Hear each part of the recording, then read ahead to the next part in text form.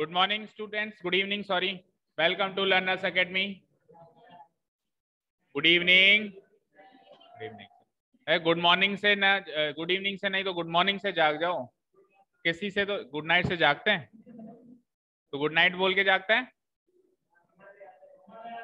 अच्छा, आपके समाज में ऐसा होता है या आपके रिवाज में ऐसा होता है? ओके, चलिए। हाँ, एक जगाने का एक और तरीका है। एक टेस्ट पेपर अभी खोल देते हैं, सब जाग जाएंगे। जग गए? ओके, तो जग गए तो मुझे बता दो जरा, कल कहां तक क्वेश्चंस हो गए थे?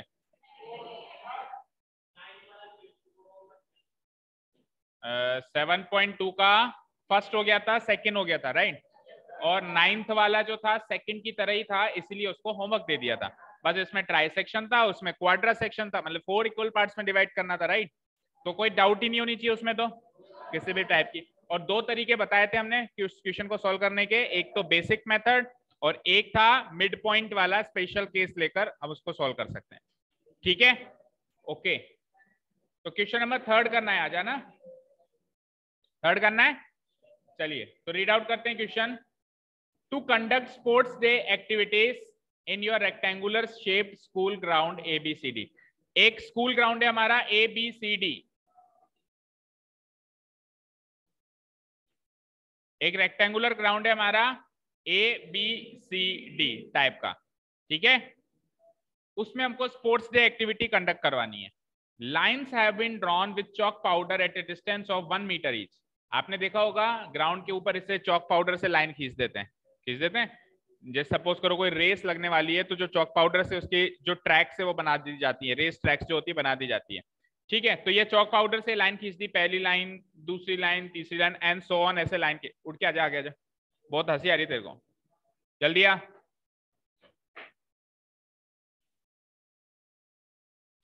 आगे आ जा आगे। तू परेशान होता है उससे? मतलब कोई है जो तेरे को भी कर सकता है परेशान? चलो इधर देखो, 1 मीटर ईच, तो एक एक मीटर के गैप पे लाइन है। जैसे ये लाइन इसके बीच का गैप 1 मीटर, फिर इसके बीच का गैप भी 1 मीटर, फिर ऐसे करके एक एक मीटर के गैप पे क्या बनाएगा, ये लाइंस बना दी गई हैं, ठीक है, ओके।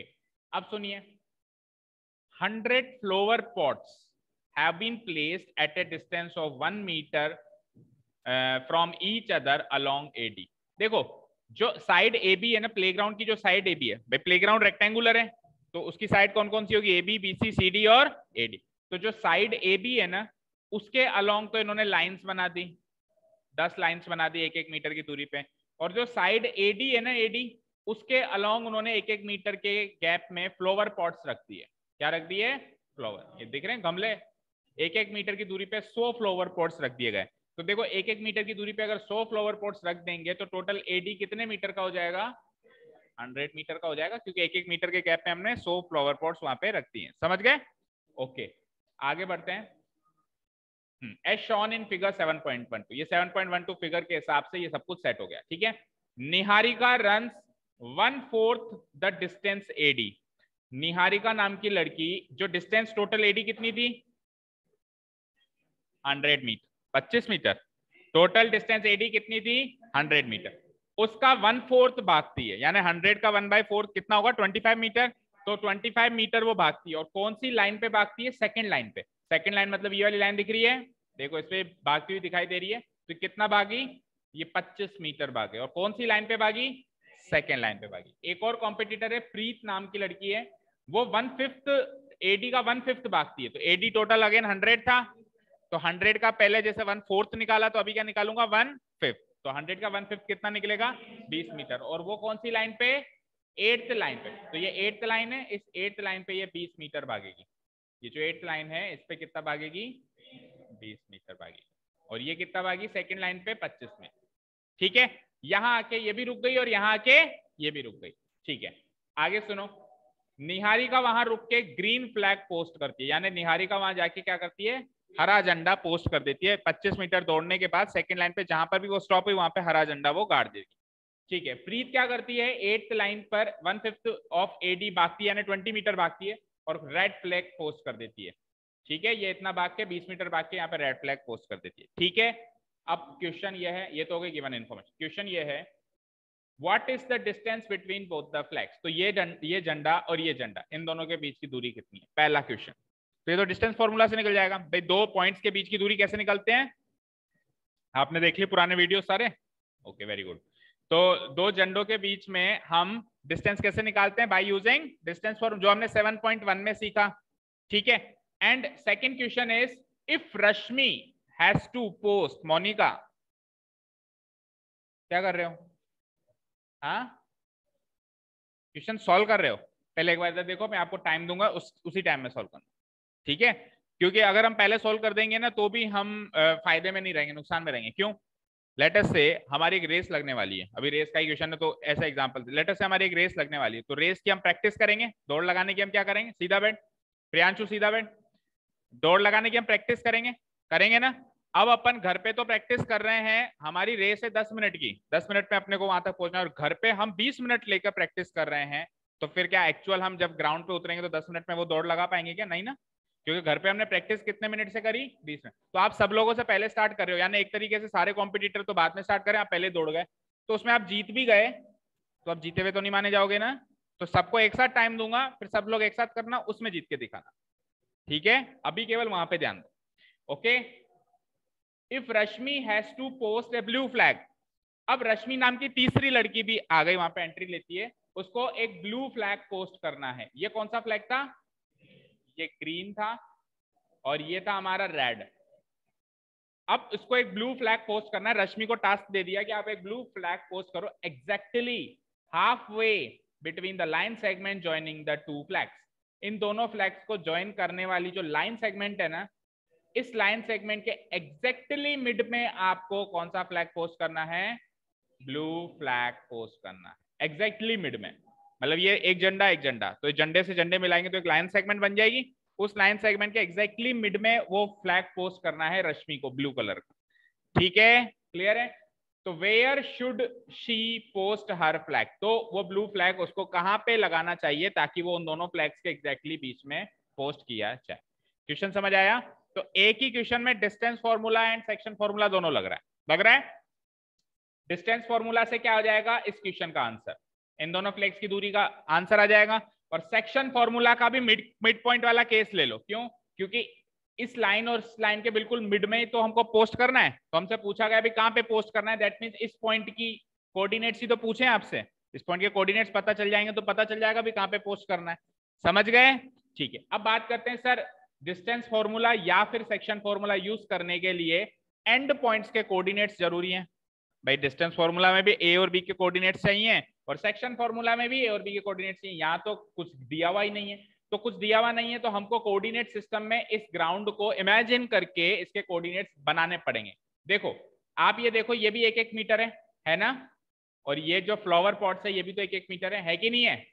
तो ये कार्टेशियन प्लेन हो गया। कार्टेशियन प्लेन मतलब जो एक्स एक्सिस पे भी बराबर बराबर यूनिट में बटा हुआ है एंड वाई एक्सिस पे भी बराबर, वो कार्टेशियन प्लेन बन गया, ठीक है। तो अब आप सोचो, ये जो निहारिका नाम की लड़की थी कौन सी लाइन पे थी, तो ये एक्स एक्सिस पे कितना चली, 2 कदम, तो इसका जहां पे वो रुक गई मान, यानी कि जहां पे उसने जो फ्लैग पोस्ट किया उसका एक्स कोऑर्डिनेट 2 हो जाएगा, क्योंकि वो एक्स एक्सिस पे 2 कदम चली। आप चेक करो वाई एक्सिस पे कितना चली, तो आप ये देखो दौड़ी कितना, कितना दौड़ी वो 25 मीटर, तो उसका वाई कोऑर्डिनेट 25 हो जाएगा। 2,25 इस पॉइंट के कोऑर्डिनेट्स हो गए। चलो जो दूसरी लड़की थी प्रीत, वो कौन सी लाइन पर है, 8वीं लाइन पर, तो उसका एक्स कोऑर्डिनेट क्या हो जाएगा 8 और वाई कोऑर्डिनेट क्या हो जाएगा 20। तो इस तरीके से इस प्लेग्राउंड को ये कार्टेशियन प्लेन मानते हुए इन दोनों की पोजीशंस को हमने कोऑर्डिनेट सिस्टम में कन्वर्ट कर लिया। अब इन कोऑर्डिनेट्स की मदद से दूरी भी आ जाएगी मीटर के अंदर, क्योंकि वो मीटर में दिया हुआ है, और वो मिड पॉइंट भी मिल जाएगा। एक बार मिड पॉइंट मिल जाएगा तो हम उस मिड पॉइंट से ये पता लगा लेंगे कि कौन सी तो लाइन है और रश्मि को दौड़ना कितना पड़ेगा। भाई इसको दौड़ना कितना पड़ा और कौन सी लाइन है, इससे हमने कोऑर्डिनेट्स निकाले। इसको दौड़ना कितना पड़ा और इसकी कौन सी लाइन है, इससे हमने इसके कोऑर्डिनेट्स निकाले। तो अब जो मिड पॉइंट के कोऑर्डिनेट्स आ जाएंगे उससे ये पता चल जाएगा ना कि बीच वाली लड़की को कितना तो दौड़ना पड़ेगा और कौन सी लाइन पे दौड़ना पड़ेगा, भाई 5वीं पे, 6वीं पे, 7वीं पे, किस पे, ठीक है। वैसे तो कॉमन सेंस से पता लगा सकते हो कि ये दूसरी लाइन पर है और ये 8वीं लाइन पर है, तो उसको 5वीं लाइन पे दौड़ना पड़ेगा। कॉमन सेंस से पता चल रहा है भाई, बीचों बीच अगर उसको फ्लैग पोस्टिंग करनी है तो 2 2 लाइंस इसने छोड़ दी और 2 लाइंस इसने, उसको 5वीं लाइन पे दौड़ना पड़ेगा, लेकिन कितना दौड़ना पड़ेगा वो भी आपको पता करना है। Is this clear? तो जैसे ये प्लेग्राउंड है बेटा, वैसे आप किसी भी प्रैक्टिकल लाइफ सिचुएशन को एक कार्टेशियन प्लेन बना सकते हो। लेट सपोज करो मैंने इसी क्लास को पकड़ लिया, मैंने कह दिया कि अपनी क्लास में आप इस क्लास को कार्टेशियन प्लेन मान लो और अपनी अपनी पोजीशन को कोऑर्डिनेट सिस्टम में बताओ, तो आप वो भी बता सकते हो। लेट अस से मैंने उसको, उस गेट को ओरिजिन मान लिया, तो ओरिजिन से एक कदम ये, इसको एक्स एक्सिस मान लिया और इसको वाई एक्सिस मान लिया। अब मैंने कहा कि इसकी प्रियांशु की पोजीशन बताओ, तो प्रियांशु उस गेट से एक्स एक्सिस पे कितना है, 1 2 3, मान लो चौथे पायदान पर है, तो एक्स कोऑर्डिनेट 4, और वहां से इस दीवार से कितना दूर है, मान लो यहां से 3 कदम दूर है, तो 4,3 इसकी पोजीशन आ गई। तो ऐसे प्रैक्टिकल लाइफ सिचुएशंस हमारे केस प्रॉब्लम्स में सीबीएसई में अक्सर देखने को मिलती है, जिसमें अपने को किसी भी चीज को, एनी प्रैक्टिकल लाइफ ऑब्जेक्ट को आपको कार्टेशियन सिस्टम में इमेजिन करना पड़ेगा। समझ गए? क्वेश्चन बड़ा आसान है, बहुत ही चुच्चा सा क्वेश्चन है, बस जैसे ये केस स्टडी की तरह बन के आया है ना, तो वो बस वो केस स्टडी रीड करनी आनी चाहिए, ठीक है ना। अब मैं अभी डायरेक्ट ही आपको कह देता कि बेटा इसका कोऑर्डिनेट्स ये है, इसका कोऑर्डिनेट्स ये, डिस्टेंस निकालो, तो आप कहते सर इतना सा क्वेश्चन बोलो, और मैं आपको डायरेक्टली कह देता ये इसका कोऑर्डिनेट ये, इसका मिड पॉइंट निकालो, मिड पॉइंट निकालना इतना सा क्वेश्चन। वैसे भी मिड पॉइंट का तो हमारे पास स्पेशल केस पता है ना, जोड़ के डिवाइडेड बाय 2, तो इतना सा ही तो काम करना है। ठीक है, शुरू करें, चलो अब इसको प्रेजेंट करते हैं एक बार। कैमरा को क्या हो गया?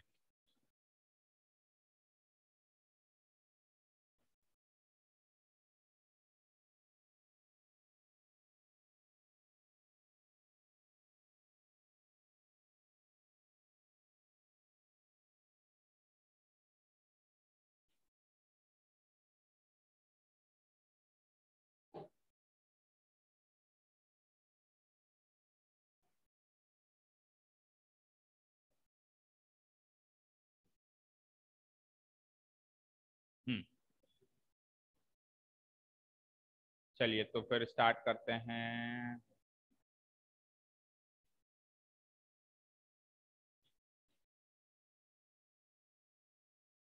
Here, considering the playground ABCD, considering the playground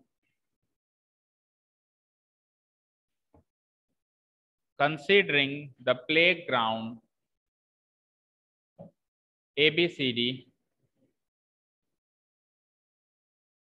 as a Cartesian plane, इसको एक प्लेन मान लें, कार्टेशियन प्लेन, अगर इसको एक प्लेन मान लें, तो निहारिका के द्वारा कौन सा फ्लैग पोस्ट किया गया, ग्रीन, उसकी पोजीशन निकाल लेते हैं कोऑर्डिनेट सिस्टम में और उसकी भी, ठीक है ना।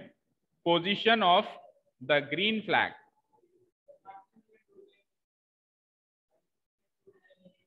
कार्टेशियन प्लेन 2D प्लेन एक ही है, इसका नाम कार्टेशियन प्लेन इसलिए क्योंकि कार्टेशियन नाम के मैथमेटिशियन ने इसकी थ्योरी दी, जैसे पाइथागोरस थ्योरम, ठीक है, समझ में आई, वही same plane. Position of the green flag, position of the green flag posted by, किसके द्वारा पोस्ट किया गया, ये पहली लड़की का नाम क्या है, बोलो, निहारिका, निहारिका इक्वल टू, अगर एबीसीडी को कार्टेशियन प्लेन मान लिया तो ग्रीन फ्लैग की पोजीशन क्या हो गई, वो सेकंड लाइन पे दौड़ी थी, तो एक्स कोऑर्डिनेट हो गया 2, और वो कितने मीटर दौड़ी थी, अच्छा ये 1 मिनट रुको, ये तो लिखना पड़ेगा ना, ये तो लिखा ही नहीं कहीं भी, तो इन दोनों स्टेप से पहले ही हम लिख लेंगे कि वो तो कितना दौड़ी और वो कितना दौड़ी, क्योंकि क्लियर कट गिवन नहीं है कि वो 25 मीटर दौड़ी और 20 मीटर दौड़ी, हमको इनडायरेक्ट इंफॉर्मेशन गिवन है कि ये तो 1/4 दौड़ी और ये 1/5 दौड़ी, तो इन दोनों से पहले अपने को एक लाइन लिखनी पड़ेगी। आप एक काम करो, अगर आपने लिख लिया तो आप नीचे लिख दो और फिर एरो डाल के लिख देना कि ये इन्फॉर्मेशन अपने को पहले लिखनी पड़ेगी जब एग्जाम में लिखेंगे। अभी तो उसको लिख दो, चलो 2 कॉमा कितना हो जाएगा ये 25, लेकिन इससे पहले ऊपर हमको कुछ लाइन्स लिखनी पड़ेंगी।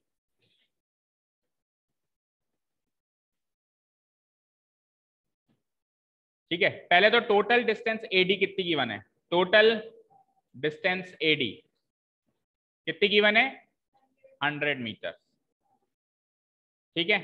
Distance run by Niharika, distance run by Niharika and साथ में उसका भी लिख लो स्टेप, डिस्टेंस रन बाय, दूसरी लड़की का नाम क्या था, प्रीत, डिस्टेंस रन बाय प्रीत। तो ये तो दौड़ी 1/4 एडी का 1/4 और वो दौड़ी एडी का 1/5, तो 1/4 कितना हो जाएगा 25 मीटर और यहाँ 1/4 कितना हो जाएगा 20 metre.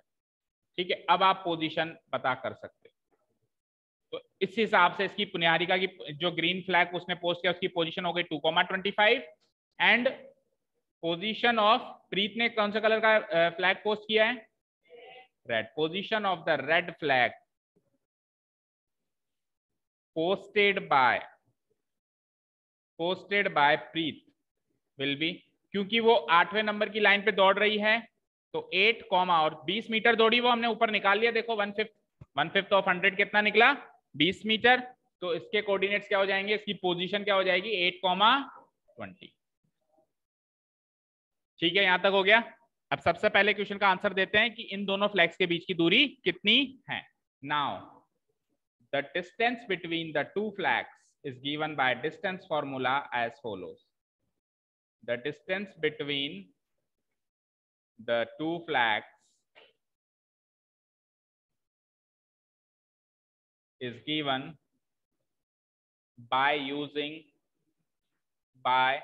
using the distance formula.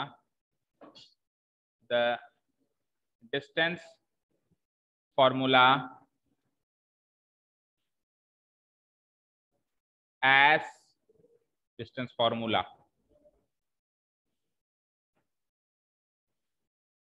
as follows.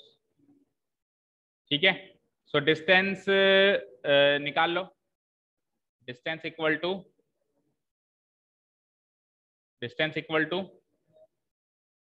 उसकी पोजीशन को एक लेटर देना पड़ेगा ना, तभी तो लिखोगे। देखो निहारिका की जो पोजीशन है उसको दे देता हूं मैं letter N for Niharika, and Preet की पोजीशन को दे देते हैं लेटर पी। तो ये डिस्टेंस क्या हो जाएगी, डिस्टेंस एनपी। इस डिस्टेंस का नाम क्या हो जाएगा, distance NP. Distance NP will be equal to, बोलो फॉर्मूला याद है पिछले एक्सरसाइज के कि भूल गए, बोलो। हाँ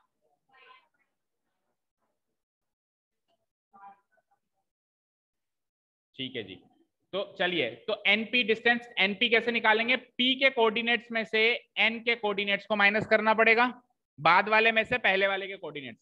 तो पी के कोऑर्डिनेट्स क्या हैं, प्रीत के कोऑर्डिनेट्स क्या हैं 8,20 और एन के क्या हैं, ठीक है, तो इक्वल टू x2 हो जाएगा 8 माइनस एन का एक्स कोऑर्डिनेट क्या था, सेकेंड लाइन पे थी ना, 8 - 2 का होल स्क्वायर। ठीक है, प्रीत का वाई कोऑर्डिनेट क्या था 20 था, ओनली 20 मीटर दौड़ी थी ना वो, तो 20 था ना, और इसका कितना था 25 का होल स्क्वायर। ठीक है, तो 8 - 2 यानी कि 6 का स्क्वायर यानी कि 36 और 20 - 25 क्या होता है -5, -5 का स्क्वायर ऐड करो 6 और 5 11 61, √61 सॉल्व होगा भी नहीं, तो यही आपका आंसर है √61 मीटर। तो ये तो आ गई आपकी डिस्टेंस बिटवीन टू फ्लैग्स। लगभग कितने किसके आसपास होगा √61, अंदाजा बताओ।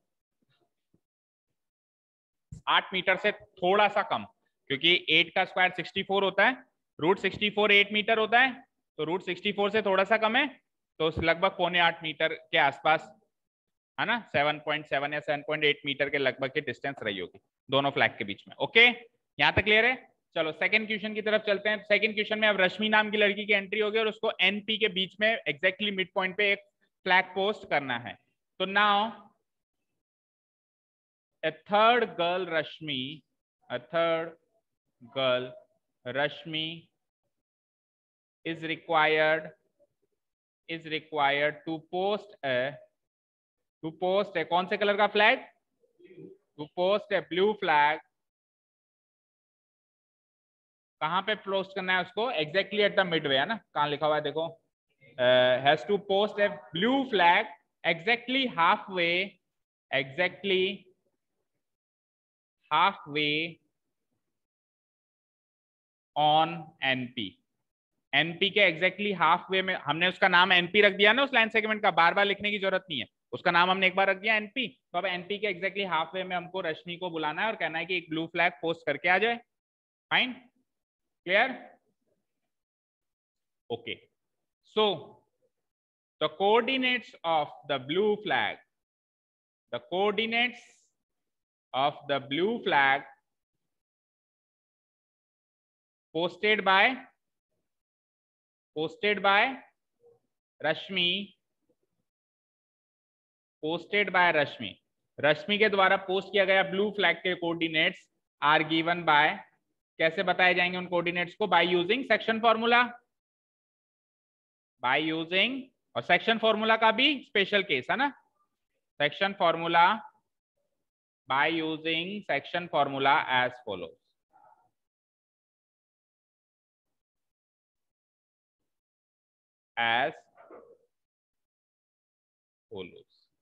तो सेक्शन फॉर्मूला लिख देता हूं मैं। सेक्शन फॉर्मूला एक्स कोऑर्डिनेट का है, स्पेशल केस लिख रहा हूं मैं ना, पूरा नहीं लिख रहा हूं, रेशियो वाला नहीं लिख रहा हूं, m1 x2 वाला नहीं लिख रहा हूं, स्पेशल केस वाला सेक्शन फॉर्मूला याद है सबको? क्या बोलो? x1 plus x2 divided by 2, this is for x coordinate, and y coordinate के लिए y1 plus y2 divided by 2। ठीक है, तो x1 plus x2 क्या हो जाएगा? x1 क्या था 2, x2 क्या था 8, 2 plus 8 divided by 2, and y की वैल्यू हो जाएगी, y1 कितना था? वो 25 मीटर दौड़ी थी और वो 20 मीटर दौड़ी थी, डिवाइडेड बाय 2, तो 2 plus 8 यानी कि 10 divided by 2, that is equal to 5। ठीक है, एंड इधर आ जाओ, 45 by 2, 45 by 2 यानी 22.5। ठीक है, आ गई, एग्जैक्टली मिड पॉइंट मिल गया मुझे उसका। उसके कोऑर्डिनेट्स क्या हो जाएंगे? 5, 22.5, 22.5, 2 नहीं है ना। तो यानी कि रश्मि को 5वीं लाइन पे दौड़ना पड़ेगा, ये चीज तो हमने कॉमन सेंस से वैसे ही निकाल ली थी भाई, दूसरी और 8वीं के एग्जैक्टली बीच में 5वीं लाइन आएगी, ये निकाल ली थी। तो कौन सी लाइन पे दौड़ना पड़ेगा उसको? 5वीं लाइन पे। और कितना दौड़ना पड़ेगा उसको? 22.5 मीटर। ऑब्वियस बात है, ये 25 मीटर दौड़ी है और ये 20 मीटर दौड़ी है, तो 25 और 20 का मिड पॉइंट 22.5 ही तो आएगा, तभी तो मिड होगा, होगा ना? ठीक है, तो मैं एक लाइन लिख दूंगा लास्ट में, हैंस रश्मि, उसने पूछा था कि रश्मि को ये सब कैसे, मतलब where should she post her flag, तो रश्मि को अपना फ्लैग कहां पोस्ट करना चाहिए? तो रश्मि should post her flag,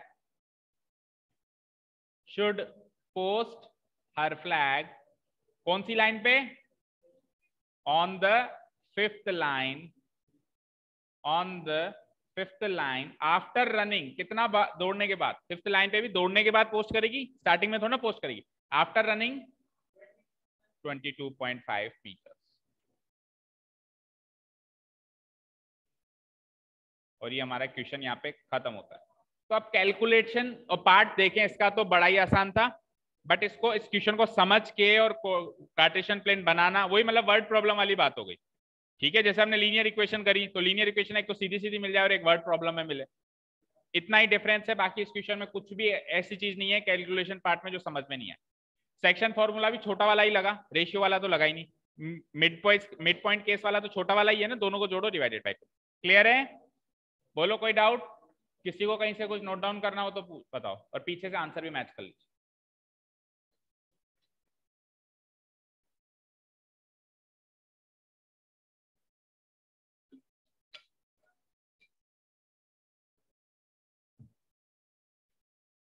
okay, चलें आगे। कुछ नोट डाउन करना है किसी को? हो गया नोट डाउन?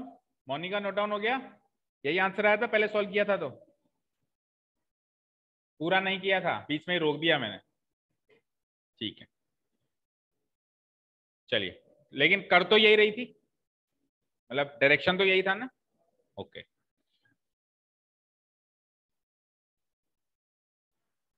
चलते हैं नेक्स्ट क्वेश्चन पे, आ जाइए। अब क्वेश्चन का टाइप थोड़ा चेंज हो रहा है।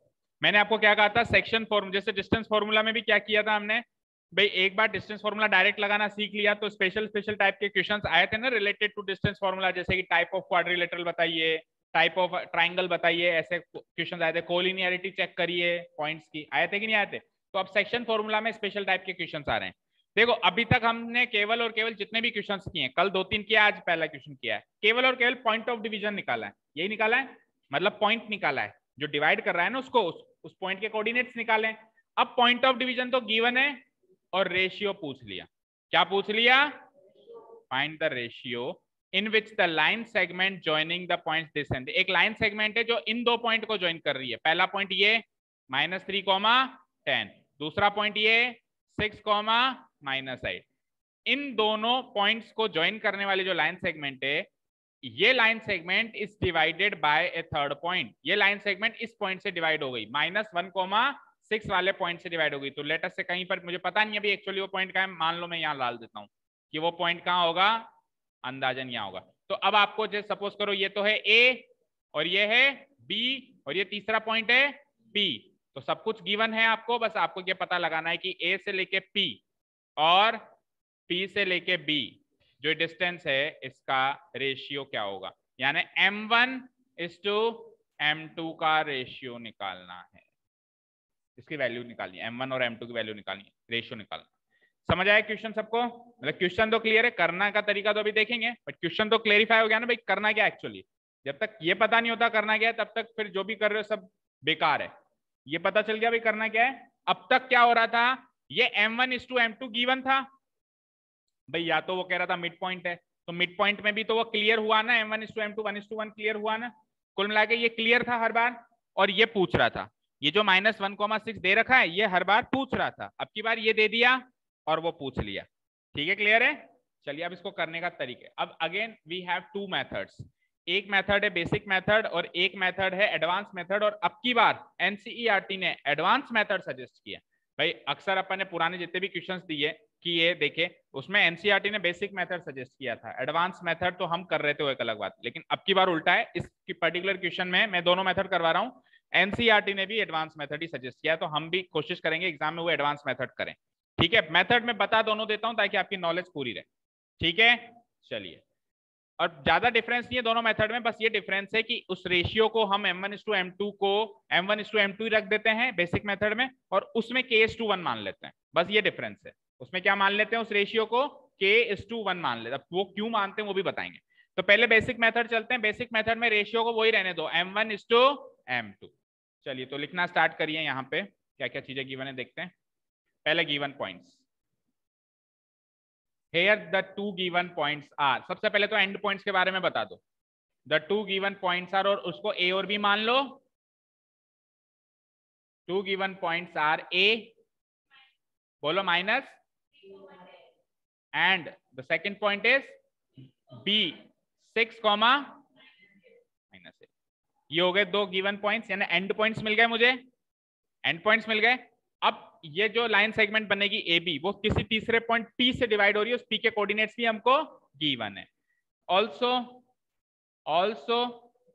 The line segment A B, the line segment, अब क्वेश्चन में गिवन नहीं है कि लाइन सेगमेंट का नाम ए बी है, बट क्योंकि मैंने पॉइंट्स ए और बी मान लिए तो लाइन सेगमेंट भी ए बी बन गई। अंडरस्टूड है? कोई कहे sir line segment A B तो दिया हुआ ही नहीं है, तो पॉइंट्स भी ए और बी कहां दिए हुए हैं, वो भी तो माने ना तूने, वो भी तो माने A B, points A B माने कि नहीं माने बताओ। तो लाइन सेगमेंट भी क्या हो जाएगी, A B. The line segment A B is divided by a third point, और थर्ड पॉइंट को अपन, पॉइंट ऑफ डिवीजन को अपन जनरली पी लेते हैं, उसका स्टैंडर्ड फॉर्म है तो स्टैंडर्ड फॉर्म ही कायम रखते हैं, divided by a third point P.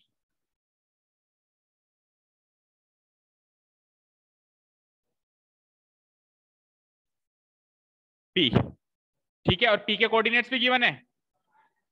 वैसे अपन इसको x, y मानते थे, है ना, लेकिन अब की बार वो x, y की वैल्यू गिवन है, क्या बोलो, -6। ठीक है, और रेशियो हमको पता नहीं है, तो उस रेशियो को हम मान लेते हैं, पहले मेथड में मानेंगे M1:M2, दूसरे मेथड में मानेंगे K। तो पहला मेथड चल रहा है, तो यहां से मेथड नंबर 1 लिख देता हूं। एक काम करो, मेथड नंबर 1 से पहले इन सबको लिख लो भाई, ये क्या हो गया, ये क्या हो गया, ये इन सब की वैल्यू लिख लो। दैट इज, देखो पहले पॉइंट के कोऑर्डिनेट्स क्या होते हैं, x1 y1, पहले पॉइंट के कोऑर्डिनेट्स क्या होते हैं, तो x1 की वैल्यू -3 और y1 की वैल्यू 10। ठीक है, आ जाइए, दूसरे पॉइंट के कोऑर्डिनेट्स क्या होते हैं, x2 y2, तो x2 की वैल्यू 6, y2 की वैल्यू, और जो पॉइंट ऑफ डिवीजन होता है उसके कोऑर्डिनेट्स क्या होते हैं, x, y, x, y। तो x की वैल्यू -1 और y की वैल्यू 6। ये 6 पॉइंट्स का नाम लिख दिया क्योंकि जब अपन सेक्शन फॉर्मूला यूज करेंगे तो वहां पे अपने को x1, y1, x2, y2, xy ऐसी चीजें दिखाई देंगी ना, तो अपने को पता तो हो भाई x1 की क्या वैल्यू है, y1 की क्या वैल्यू है, लिख दिया। और अब यहां से मेथड नंबर 1 शुरू कर रहे हैं। मेथड नंबर 1 में हम क्या करेंगे, let the ratio of division B, let the ratio of division be m1 is to m2. Let the ratio of division be m1 is to m2. ठीक है, रेशियो ऑफ डिवीजन क्या मान लिया हमने, चलो अब कुछ भी मत करो। आपके पास कुल मिला के सेक्शन फॉर्मूला में 8 चीजें हुआ करती थी x1, y1, x2, y2, xy और m1, m2। 8 में से पहले भी 6 चीजें गिवन होती थी और 2 चीजें पूछते थे। 8 में से आज भी 6 चीजें गिवन है और 2 चीजें पूछी हैं। तो फॉर्मूला में लगाओ, जो मिसिंग पार्ट निकल के आ जाएगा अपने आप। समझ में आई बात, क्लियर है? ट्राई करते हैं। चलो, तो now by using section formula we have, now by using the section formula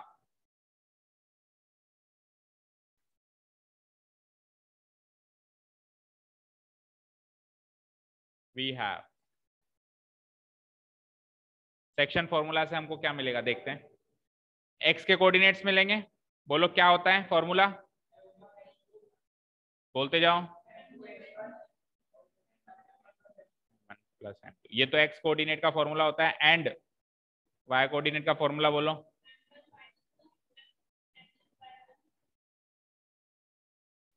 divided by,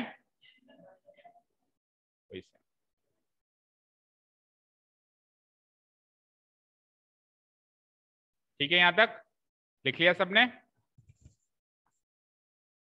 चलिए, तो वैल्यूज पुटअप करना शुरू करते हैं। देखो किस किस की वैल्यू है। ऊपर हमने वैल्यू लिखी है, बताओ x की वैल्यू है, उसमें है क्या x की वैल्यू, लिख दो -1 इक्वल टू m1 की वैल्यू है क्या, जिसकी वैल्यू नहीं है उसको एज इट इज छोड़ दो, m1 इंटू x2 की वैल्यू है क्या, देख देख के बताया जाओ क्या है x2 की वैल्यू 6 प्लस m2 की वैल्यू है क्या, नहीं है, कोई बात नहीं। x1 की वैल्यू है क्या -3, नेगेटिव है तो उसको ब्रैकेट लगा देते हैं, divided by m1 plus m2 की वैल्यू नहीं है। ओके फाइन, ठीक है। ऐसा का ऐसा ही y कोऑर्डिनेट के लिए भी करते हैं, या फिर y कोऑर्डिनेट के लिए ऐसे तो साथ में ही करना है। यहाँ पे थोड़ी विड्थ कम है मेरे पास, एक बार इसको थोड़ा सा इधर कर देता हूँ। चलो,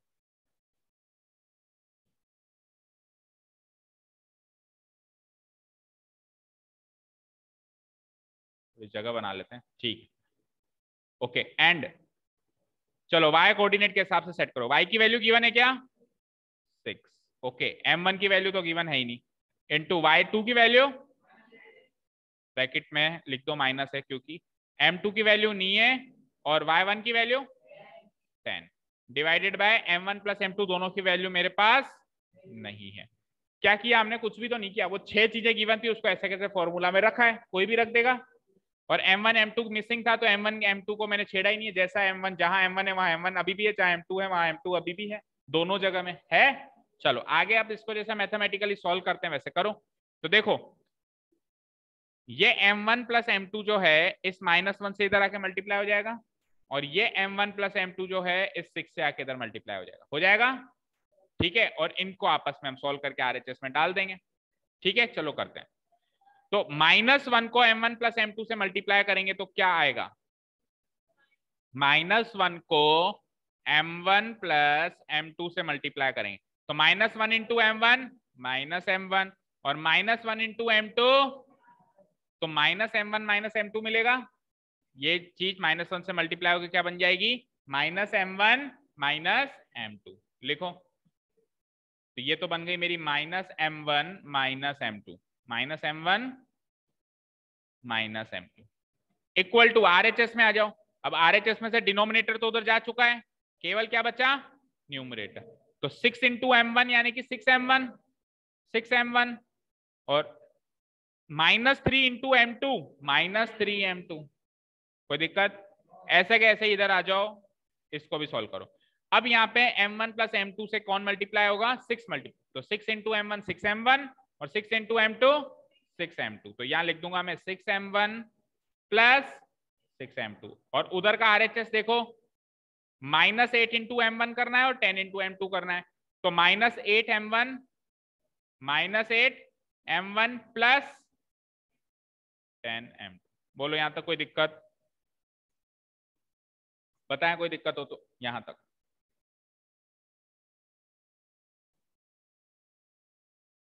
कोई दिक्कत नहीं है। अब एक काम करेंगे, हमारे पास दो इक्वेशन बन गई, एक इक्वेशन ये बन गई और एक इक्वेशन ये बन गई। दोनों इक्वेशन में m1 को ले जाओ LHS में और m2 को ले जाओ RHS में, इधर भी और उधर भी।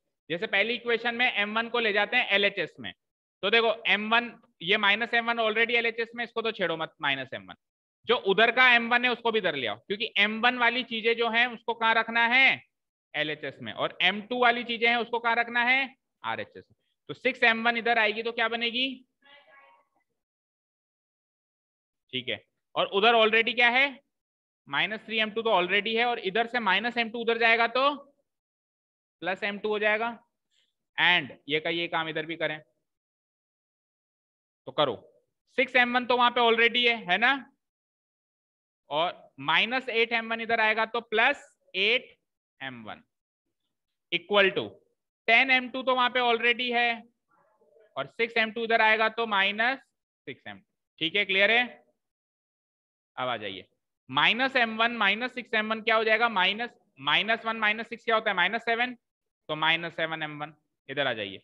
-3m2 में एक m2 जोड़ेंगे, -2m2 उधर आ जाओ। एंड 6m1 में 8m1 जोड़ेंगे तो 8 और 6 14m1, और 10m2 में से 6m2 जाएंगे तो कितने m2 बचेंगे, 4m2। क्लियर है क्या, यहां तक क्लियर है। अब सुनो ध्यान से, -7m1 है हमारे पास, इक्वल टू क्या है, -2m2। तो -7m1 का मतलब क्या है, -7 इंटू m1, और -2 ये m2 सॉरी, -2m2 का मतलब क्या है, -2 इंटू m2। तो ये इंटू हो रहा है ना यहाँ पे, तो उधर जाके डिवाइड हो सकता है, और ये भी इंटू हो रहा है ना यहाँ पे, तो उधर जाके ये भी डिवाइड हो सकता है। तो इधर तो m2 को m1 के नीचे ले आओ, और उधर -7 को -2 के नीचे ले आओ, समझ आया। और हमको m1 बाई m2 की वैल्यू मिल जाएगी, और m1 बाई m2 की वैल्यू ही तो m1:m2 रेशियो है। भाई मैंने आपको कहा m1:m2 रेशियो निकालो, तो इनडायरेक्टली मैंने आपसे यही तो पूछा है कि m1 बाई m2 की वैल्यू निकालो, इसी की तो वैल्यू चाहिए थी ना, m1 बाई m2 की वैल्यू। ठीक है, चलिए तो हम क्या करेंगे, m1 को इधर ही रहने देंगे, m2 उधर मल्टीप्लाई हो रहा है, इधर आके क्या हो जाएगा, डिवाइड। -2 को उधर ही रहने देंगे, और -7 इधर मल्टीप्लाई हो रहा है, इधर क्या हो जाएगा, डिवाइड। और ऐसा कैसा काम उधर भी करेंगे, m1 को इधर ही रहने देंगे, m2 उसके नीचे क्या हो जाएगा, डिवाइड, और 4 को उधर ही रहने देंगे, और 14 इसके नीचे क्या हो जाएगा, डिवाइड। तो यहां से m1 बाय m2 की वैल्यू जो निकली, माइनस से माइनस कट के क्या आएगा, 2/7, और वहां से m1 बाय m2 की वैल्यू निकली, तो 4 से 14 कट के क्या आएगा, याद रखना दोनों जगह m1 बाय m2 की वैल्यू सेम आनी ही चाहिए। अगर आती है तो आपका आंसर करेक्ट है, नहीं आती है तो या तो आपने गड़बड़ी करी है और या फिर क्वेश्चन में गड़बड़ी है। ठीक है, m1 बाई m2 रेशियो जो है x कोऑर्डिनेट को ही नहीं डिवाइड करता है, y कोऑर्डिनेट को भी डिवाइड करता है। तो x कोऑर्डिनेट के फॉर्मूला से भी वही रेशियो आना चाहिए, और y कोऑर्डिनेट के फॉर्मूला से भी वही रेशियो आना चाहिए। तो इस तरीके से हम m1 और m2 का रेशियो निकाल सकते हैं। फाइनली स्टेप लिख देंगे अपन, हेंस रेशियो ऑफ डिवीजन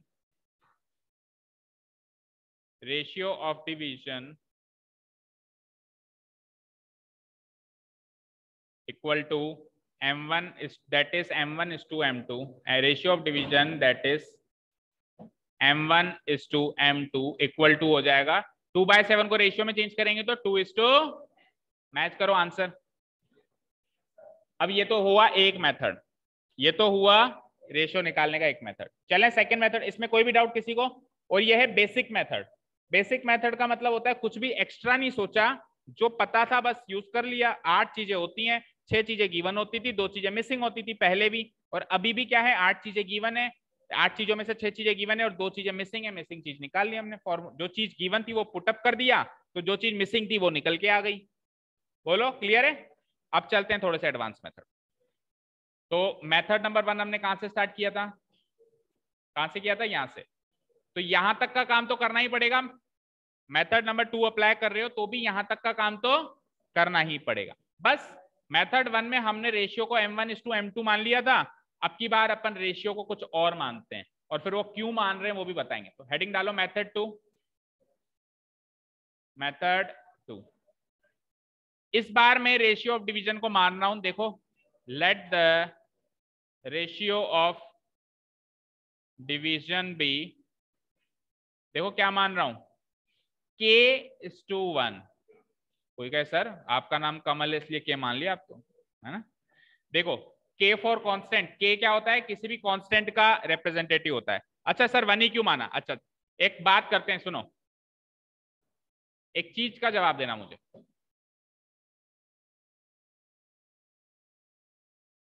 ये सपोज करो ये डिस्टेंस है, ठीक है, ये डिस्टेंस है। अब ये एक पॉइंट है, उसके कोऑर्डिनेट्स गिवन है, ये एक पॉइंट है, उसके कोऑर्डिनेट्स गिवन है, ठीक है, और बीच का एक पॉइंट है, उसके भी कोऑर्डिनेट्स हमको गिवन है, और ये रेशियो था हमारा m1:m2 जो हमको पता करना था, ठीक है। तो क्या प्रॉब्लम हो रही है? प्रॉब्लम ये हो रही है कि m1 और m2 दो वेरिएबल मिसिंग है। m1 और m2 दो वेरिएबल मिसिंग है। अच्छा यहाँ पे गिवन क्या क्या है? x1, y1। यहाँ पे गिवन क्या क्या है? और यहाँ पे गिवन क्या क्या है? अब जब ये गिवन होता था, ध्यान से सुनना जो मैं कह रहा हूं, चीज को समझो बड़ी गहराई से। जब ये गिवन होता था और ये पता लगाना होता था, ये टू फाइंड, इसको पता लगाना होता था, तब क्या होता था? आप एक बार के लिए x निकालते थे अलग फॉर्मूला में, और एक बार के लिए आप y निकालते थे अलग फॉर्मूला में।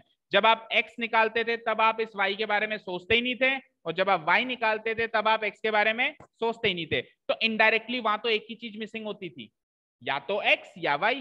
इनडायरेक्टली वहां पे मिसिंग क्या होता था? दो एक साथ चीजें मिसिंग नहीं होती थी वहां पे एक बार में एक ही चीज मिसिंग होती थी, और एक मिसिंग चीज निकल जाती थी जल्दी से।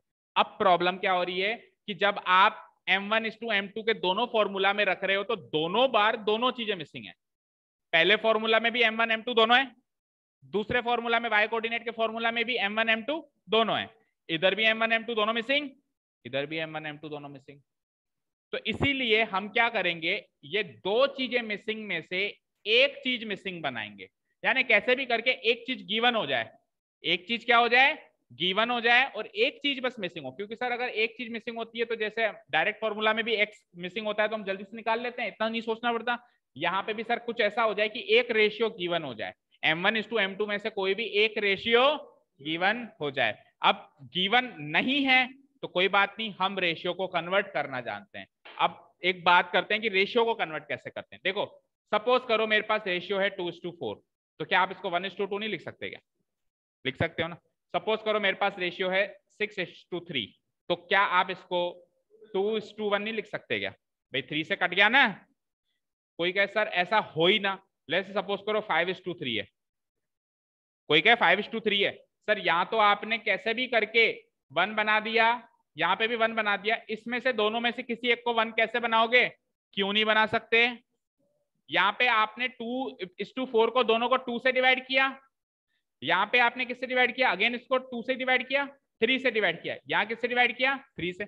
यानी सेम नंबर से डिवाइड किया जा सकता है ना, तो क्यों ना मैं दोनों को 5 से डिवाइड कर दूं, 5/5, और इसको मैं 3/5 ही लिख लूंगा ना। मेरा क्या जाता है? वैल्यू ही तो है m2 की, m2 की वैल्यू ही तो है। और कोई कहे नहीं सर मैं इसको 1 नहीं बनाना चाहता, मैं तो इसको 1 बनाना चाहता हूँ 3 को, तो 3 से डिवाइड कर ले। अगर इसको 1 बनाना चाहता है तो 3 से डिवाइड कर ले। अब की बार रेशियो क्या बना?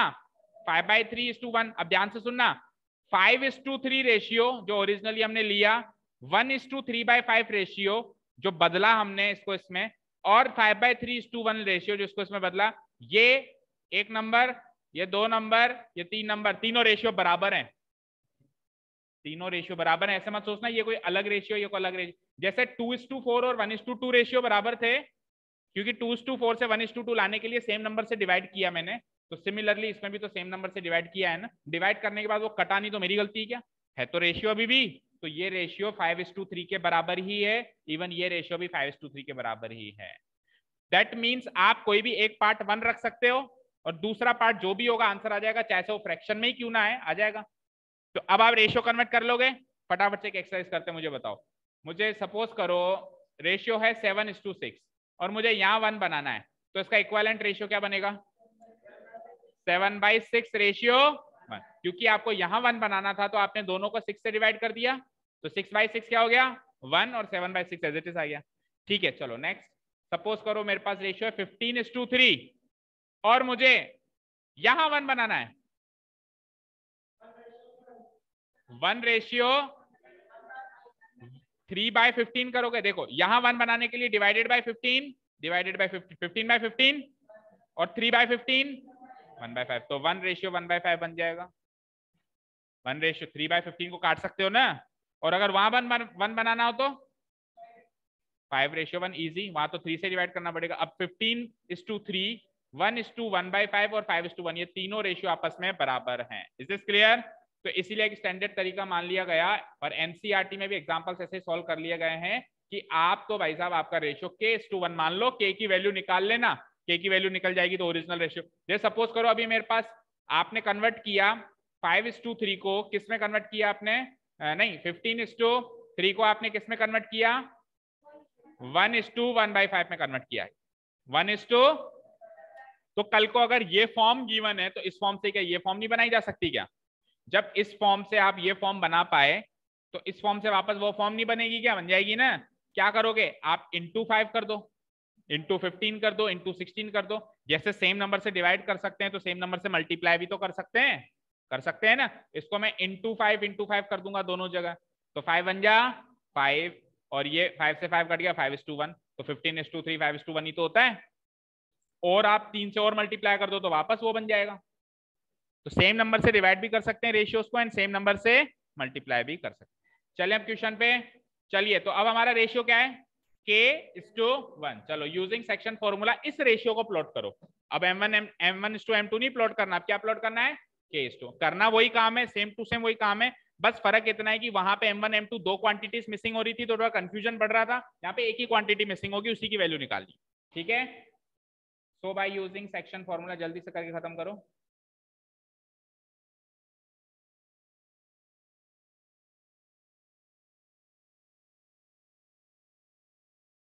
By using the section formula we have, formula लिख लेता हूं एक बार मैं, राइट।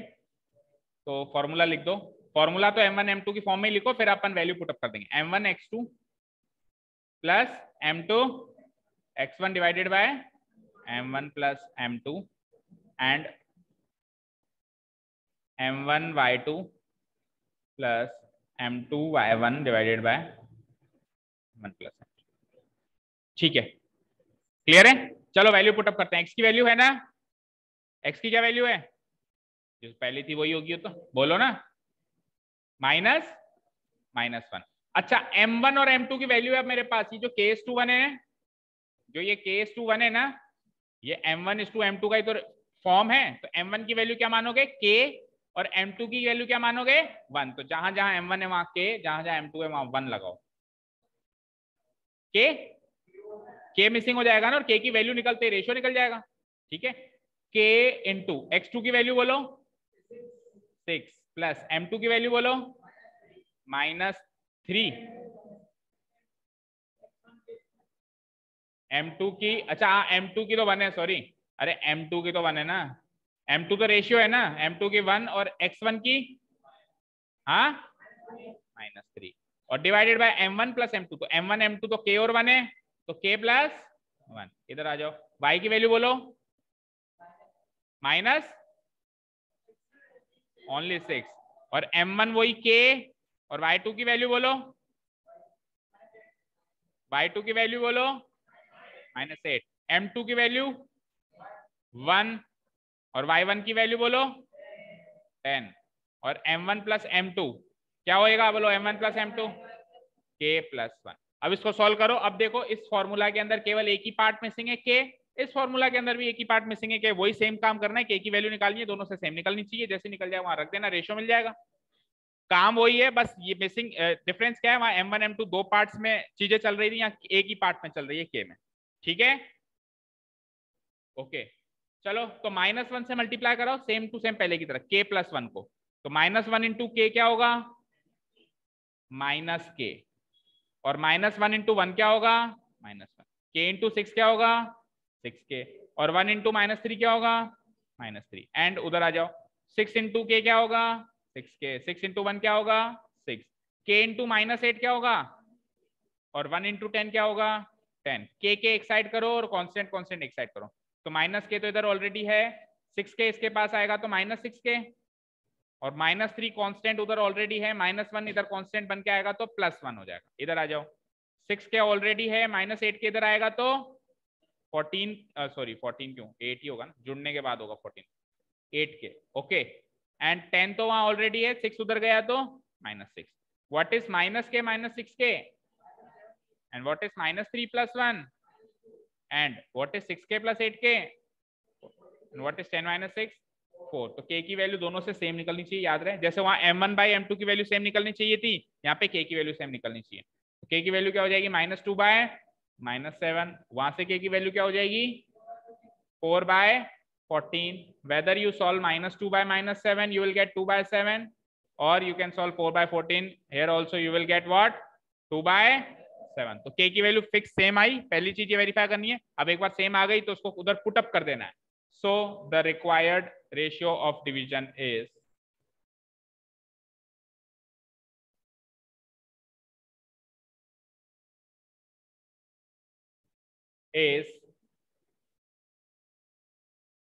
क्या माना था हमने, k रेशियो का, k की वैल्यू क्या निकाली आपने, 2/7:1, अब वैसे तो ये रेशियो करेक्ट है, कोई कहेगा नहीं कि रेशियो गलत है, बट ये थोड़ा सा अजीब सा दिख रहा है, अजीब सा दिखने यानी फ्रैक्शन को हटाना है, आपका टारगेट है फ्रैक्शन को हटाना, तो फ्रैक्शन को हटाने के लिए नीचे 7 आ रहा है, तो क्यों ना दोनों रेशियो को 7 से गुणा कर दें, क्योंकि किसी भी रेशियो को कभी भी किसी भी नंबर से मल्टीप्लाई या डिवाइड किया जा सकता है, लेकिन सबको करना पड़ता है, ऐसा नहीं केवल एक को करके छोड़ दें, तो 2/7 को 7 से कराएंगे तो फिर 1 को भी 7 से, तो लेट अस से 2/7 को मैंने 7 से मल्टीप्लाई कराया, इस 1 को भी मैंने 7 से मल्टीप्लाई कराया, तो 7 से 7 कट के ये तो हो गया 2 रेशियो, और 1 × 7, तो अभी भी आंसर वही आया 2 रेशियो 7,